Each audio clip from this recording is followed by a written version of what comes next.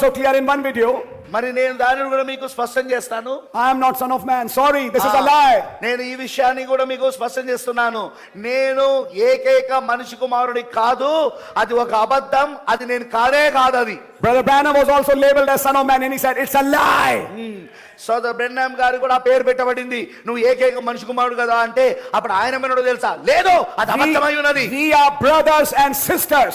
మనము సహోదరులమై ఉన్నాము. We are sinners saved by his grace. మనం ఆయన కృప ద్వారా రక్షించబడిన పాపులమై ఉన్నాం. The son of man is Lord Jesus Christ. ఏకైక మనిషి కుమారుడు అది ప్రభువైన యేసుక్రీస్తు అయి ఉన్నాడు. He died for us. I never died for anybody. ఆయన మన కొరకు చనిపోయాడు. నేను ఎవరి కోసం ఎన్నడూ చనిపోలేదు.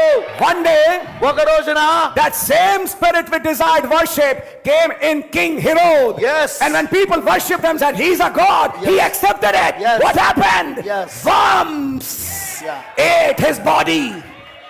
ఒక రోజున రాజైన హేరోదులోనికి అదే ఆత్మ వచ్చినప్పుడు ఆ జనులు ఆయనను చూసి ఆయనను ఆరాధించడం మొదలు పెట్టారు. అప్పుడు ఆయన ఆ ఆరాధనను అంగీకరించాడు. అప్పుడు ఏం జరిగినది? పురుగులు పట్టేసినది, పురుగులు తినేసినది, అతన్ని చంపేయాడు. I may have a gift. బహుశా నాకు ఒక వరం ఉండొచ్చు. Brother has a gift. మరి సోదరుడు కూడా వరం ఉన్నది. You have a gift. మీకు వరం ఉన్నది. But we are all sinners saved by his grace. కానీ మనందరం పాపలం, ఆయన కృప చేత రక్షించబడిన వాళ్ళం. My precious brother, నా ప్రశస్తమైన సోదరుడా, worship belongs to only one personality.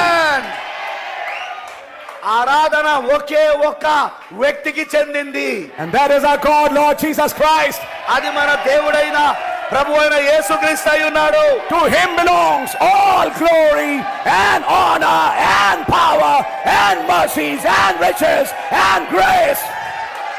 ఆయనకే సమస్తమైన మహిమ, సమస్తమైన ఘనత, సమస్తమైన ప్రభావము, సమస్తమైన రాజ్యము, సమస్తమైన శక్తి, సమస్తం ఆయనకే చెందునుగాక.